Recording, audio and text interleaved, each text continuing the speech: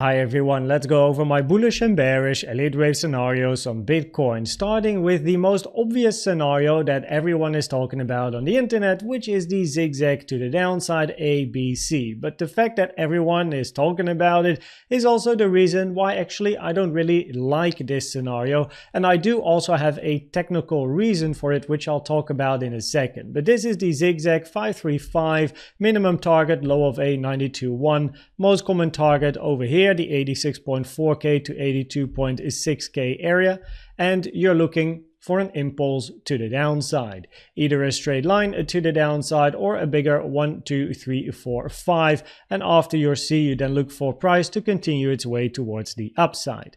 Invalidation is taking out the high at 102.7k, and inside wave B, which is this red wave B, we then count a flat 3 wave A, 3 wave B, and a 5 wave C.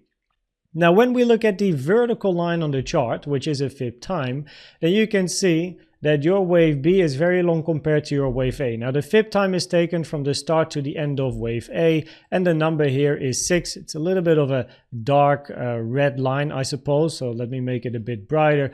But it is a 6 fib time, which means that your wave B is almost 6 times longer than your wave A, which is incredibly uncommon in a zigzag, right? That your wave B is that long. So it does impact the probabilities. Time is never an invalidation, right? It's definitely possible, but it does impact the probabilities, as preferably your wave B would end somewhere between a 3, a 2 fib time and a 4, maybe 5 max fib time, right? Generally, most common is the 3, a 2 to the 4 area, and this is almost the 6. So that is something we do have to keep in mind. Now, because of this scenario being so popular at the moment, and because wave B is so long compared to your wave A to the downside, there's a couple of other options that I have in my video. Now, mind you that at the end of this video, when we talk about probabilities and the polylines, it will be incredibly simplistic and you know exactly what we're looking for. But it might now, because I'm going to show 3 additional scenarios, it might be a bit much. But hold on, okay? So first of all, what about a bigger ABC expanding flat, where then your wave C is an ending a diagonal. So you have a 3-wave structure, then you have your 2, which has to be a 3-wave structure as well. So this then has to be counted as a zigzag, a family move to the upside. Then we look for a 3, another 3, and another 3, right? So we have a 5-wave structure to the downside, ending diagonal in a wave C. Now, your wave C should not be longer than the 2 fib time here on the chart, taken from the start of your A to the end of your B, and then you double click on the top there. And the 2 fib time is sitting on the 5th of February at 5 a.m. Central European time. Now, I don't generally post diagonals this early, as the probabilities for a diagonal are generally very low, unless you actually have a wave 4 that is finished. But for the sake of having other ideas, I did wanted to show this scenario. Alternatively, we have to think about WXYs, which are sideways complex structures. So we have our wave W counted as a flat, then we have our wave X counted as a flat, and then your wave Y can be a zigzag to the downside, or also still a possibility, of course, a triangle. And these two are preferred. So a triangle or a zigzag in your wave Y is the preferred scenario for wave Y in a sideways WXY. And the reason is because of alternation. Your wave B here is counted as a flat structure, and therefore preferably your Y is a zigzag or a triangle, not a flat. It is possible to have a flat structure in a Y, it's just lower probabilities for that to happen because of the rule of alternation between a W and a wave Y.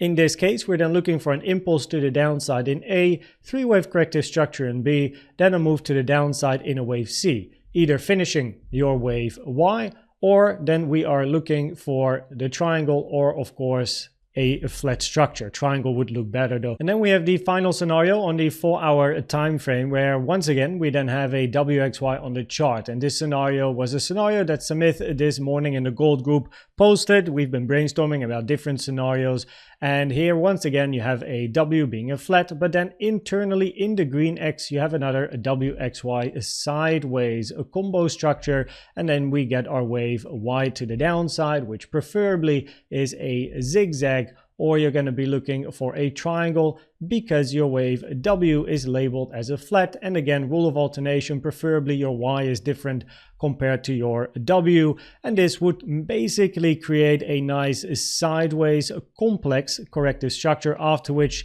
we then look for price to continue towards the upside. Now if we then zoom in to the 1-hour time frame, then of course yesterday the thumbnail, a retracement is on the horizon. Now we were looking for a retracement, came a little bit earlier than I initially expected, but I joined the ride to the downside yesterday, and also actually today still here locally.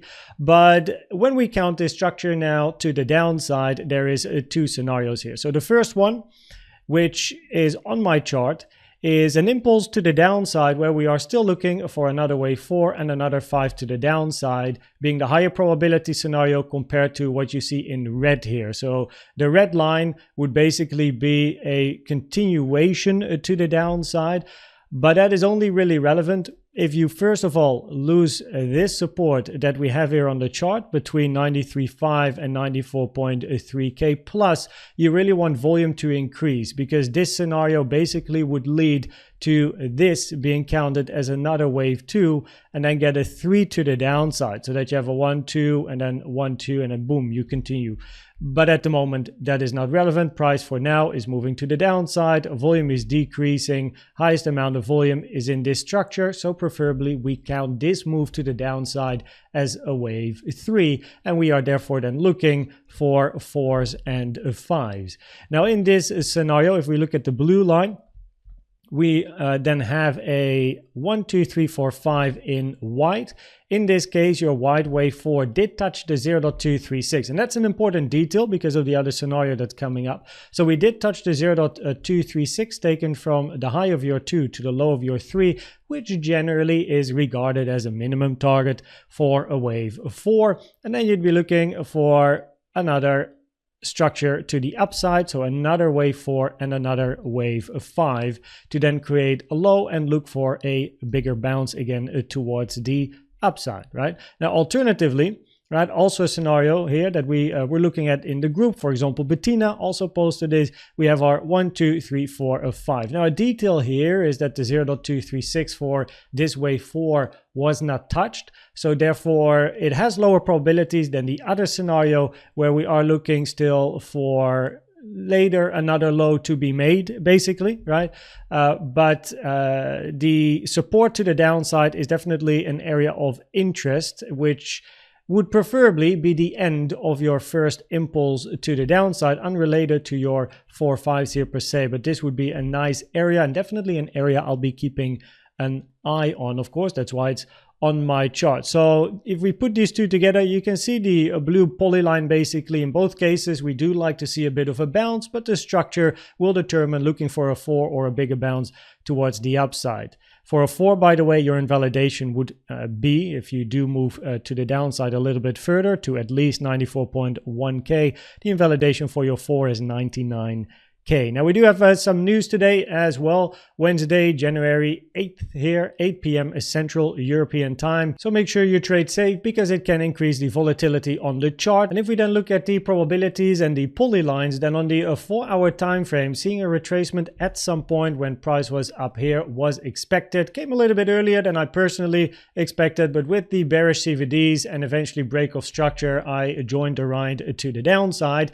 Now a zigzag on the 4-hour time frame and an ABC is so incredibly obvious, it makes me think of other scenarios that have higher probabilities basically. So yeah, in most of the cases, nonetheless, we are looking for a bit of a bounce after an impulse over here to end. You can see the polylines, and the polylines are basically a summary of the 4-hour time frame scenarios that I explained, and it shows you the expected price movement. And you can see that the most bearish case is of course continuation down, but all the other polylines do look for some support and a bounce towards the upside, and then depending on this structure, we'll know what's next. On the 1 hour time frame, currently the probabilities here are higher that we are looking for wave 4s and wave 5s. Now the higher probability scenario is that we look for a bit of a bounce at some point and then another low to the downside. Of course, we have interesting support. This is definitely a level that I will keep in mind myself, and the probabilities at the moment between the two 1 hour scenarios would favor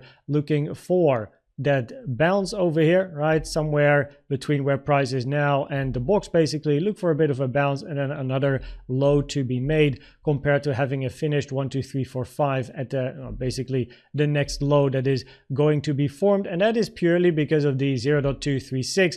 But without making it complex, in both of the cases we are of course looking for a bit of a bounce to the upside, and depending on the structure we'll know what's next, right?